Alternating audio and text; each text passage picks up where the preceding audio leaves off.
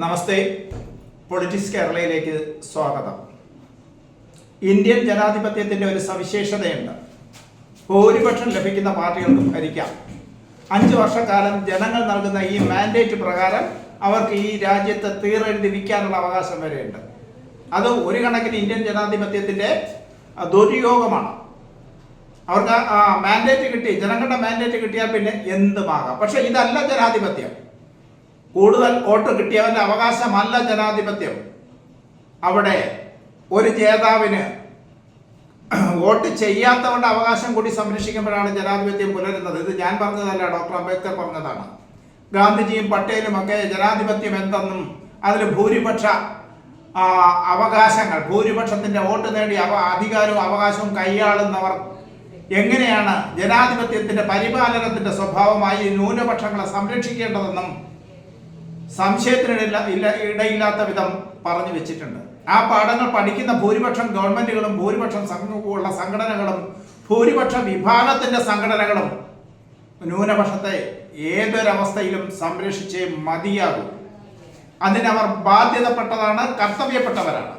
ഇവിടെ പറഞ്ഞു വരുന്നത് ഛത്തീസ്ഗഡിലെ ദർഗ റെയിൽവേ സ്റ്റേഷനിൽ മലയാളി സിസ്റ്റർമാരായ വന്ദനയും പ്രീതിയും അറസ്റ്റ് ചെയ്യപ്പെട്ടിരിക്കുന്നു. അവരിൽ ആരോപിക്കപ്പെട്ടിരിക്കുന്ന കുറ്റം അവർ മതപരിവർത്തനം നടത്തി, അവർ മനുഷ്യ കടത്ത് നടത്തി എന്നൊക്കെയാണ്.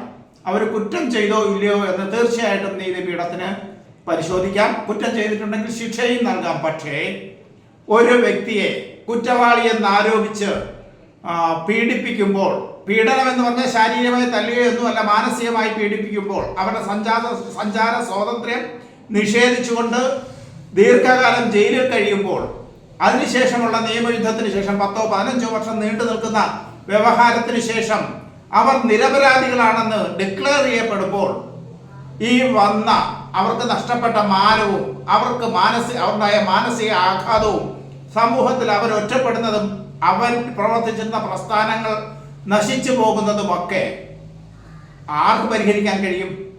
അവിടെ നീതിപീഠം അല്ലെങ്കിൽ പ്രോസിക്യൂഷൻ എന്ന് പറയുന്ന അധികാരം കൈയാളുന്നവർ അഥവാ ഗവൺമെന്റുകൾ തീർച്ചയായും ഒരാളെ കുറ്റവാളി എന്ന് ചാർത്തുമ്പോൾ കൃത്യമായും അയാള് കുറ്റം സ്ഥാപിക്കപ്പെടാനുള്ള പ്രാഥമിക തെളിവുകൾ കിട്ടിയിട്ടുണ്ടോ എന്ന് ബോധ്യപ്പെടണം. കിട്ടിയ പാടെ ഇന്നെന്താണ് അവസ്ഥ? ഒരാൾ കുറ്റവാളി എന്ന് പറഞ്ഞാൽ ഉടനെ അയാൾ അറസ്റ്റ് ചെയ്യാം, റിമാൻഡിലിടാം. അപ്പോഴത്തേക്ക് തീർച്ചയായിട്ടും അയാളുടെ മാനവും അഭിമാനവും ബന്ധുബലവും സത്പേരും എല്ലാം കപ്പൽ കയറിയിട്ടുണ്ടാവും. അതിനുശേഷം എന്താണ്? ദീർഘകാലം വ്യവഹാരത്തിന് ശേഷം കുറ്റം സംശയാതീതമായി തെളിയിക്കാൻ പ്രോസിക്യൂഷന് കഴിയാത്തതിനാൽ വെറുതെ വിട്ടിരിക്കുന്നു. ഇതാണോ പ്രോസിക്യൂഷൻ നടപടി? അങ്ങനെ പ്രോസിക്യൂഷൻ നടത്താൻ ഗവൺമെന്റുകൾ ഇറങ്ങി തെളിയിച്ചാൽ അവരുടെ ഇഷ്ടപ്പെട്ടവരല്ലാതെ ആർക്കെങ്കിലും ഈ രാജ്യത്ത് ജീവിക്കാൻ സാധിക്കുമോ? സാധാരണഗതിയിൽ ജീവിച്ചു പോകുന്ന കുടുംബാംഗങ്ങളിൽ എത്ര പേരിങ്ങനെ റിമാൻഡിലായതിനു ശേഷം വെറുതെ വിട്ടുപോയിട്ടുണ്ട്. അത് പ്രോസിക്യൂഷൻ ശരിയായ വിധം കുറ്റാരോപണത്തെ ബോധ്യപ്പെടാതെ അറസ്റ്റ് രേഖപ്പെടുത്തി റിമാൻഡിൽ വെക്കുന്നത് കൊണ്ടാണ്. വളരെ വിചിത്രമായ മറ്റൊരു വ്യവസ്ഥ കൂടിയുണ്ട്. പോലീസ് മജിസ്ട്രേറ്റിന്റെ മുമ്പേ ഹാജരാക്കുന്ന പ്രതിയോട് ചോദിക്കും, പോലീസ് ദേഹോപദ്രവം ഏൽപ്പിച്ചിട്ടുണ്ടോന്ന്. ഉണ്ടെങ്കിൽ പോലും ഉണ്ടെന്ന് പറയാൻ പറ്റുമോ? കാരണം റിമാൻഡ് ചെയ്തതിന് ശേഷം ജുഡീഷ്യൽ കസ്റ്റഡിയിൽ കൊടുക്കുന്ന ഇതേ പോലീസിനാണ് അവിടെ ഒരു രഹസ്യമൊഴി അല്ല രേഖപ്പെടുത്തുന്നത്. അങ്ങനെ 100 അസംബന്ധ ജഡിലമായിട്ടാണ് അധികാരം ലഭിച്ചവർ ഇന്ന് പെരുമാറുന്നത്. ന്യൂനപക്ഷ സംരക്ഷണം തീർച്ചയായും ഭൂരിപക്ഷത്തിന്റെ വോട്ടുകൾ നേടി അധികാരത്തിലേറിയ ഒരു സർക്കാരിന്റെ പ്രാഥമികമായ കർത്തവ്യമാണ്, ധാർമ്മികമായ കർത്തവ്യമാണ്. തെറ്റ് ചെയ്തവരെ ശിക്ഷിക്കാതിരിക്കരുത്, തെറ്റ് ചെയ്തവരെ വെറുതെ വിടരുത്. പക്ഷേ ഒരു കുറ്റാരോപണത്തിന്റെ പേരിൽ ന്യൂനപക്ഷങ്ങളെ ആയാലും സാധാരണ ജനത്തിനെ ആയാലും പീഡിപ്പിക്കുന്ന സംവിധാനം വെറും അപരിഷ്കൃത സംവിധാനമാണ്. അതിന് ജനാധിപത്യം എന്ന പേര് കൊടുക്കാനേ സാധിക്കില്ല. കുറച്ചുകൂടി സമയമെടുത്ത് ഇവരുടെ കുറ്റം ശരിയായ വിധം ബോധ്യപ്പെട്ടതിന് ശേഷം ഇവരെ അറസ്റ്റ് ചെയ്യുകയോ റിമാൻഡിൽ അടയ്ക്കുകയോ ചെയ്തിരുന്നുവെങ്കിൽ ന്യൂനപക്ഷങ്ങളിൽ അരക്ഷിതത്വ ബോധം, നമ്മൾ അരക്ഷിതരാണ് എന്ന ബോധം ഉണ്ടാവില്ലായിരുന്നു. ഗവൺമെന്റ് കൂടുതൽ അവധാനതയോടെ ചെയ്യേണ്ടിയിരുന്നതും ആ പ്രവൃത്തിയാണ്. പക്ഷെ അങ്ങനെ ഒരു പ്രവൃത്തി ഇപ്പോൾ ഛത്തീസ്ഗഡ് ഭരിക്കുന്ന ഗവൺമെന്റിൽ നിന്നും ഉണ്ടായതായി കണ്ടില്ല. കുറച്ച് ആൾക്കാർ ഇവരെ വളയുന്നു, ചോദ്യം ചെയ്യുന്നു. പോലീസ് അല്ല വന്നത്. സ്റ്റേഷൻ മാസ്റ്റർക്ക് സംശയം ഉണ്ടായിരുന്നുവെങ്കിൽ തീർച്ചയായും ഈ വന്ദനയെയും പ്രീതിയെയും പോലീസിന്റെ കയ്യിലേൽപ്പിക്കാം. അതിനു മുമ്പ് ഒരു സംഘടനയുടെ ആൾക്കാർ വളയുന്നു, കുറ്റവിചാരണ നടത്തുന്നു.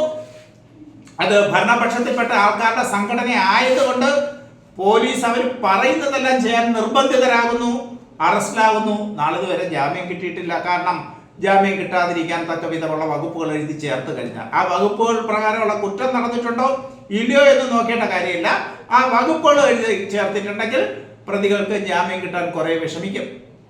ഇത് ഒരു വ്യക്തിയോടും ചെയ്യാൻ പാടില്ല.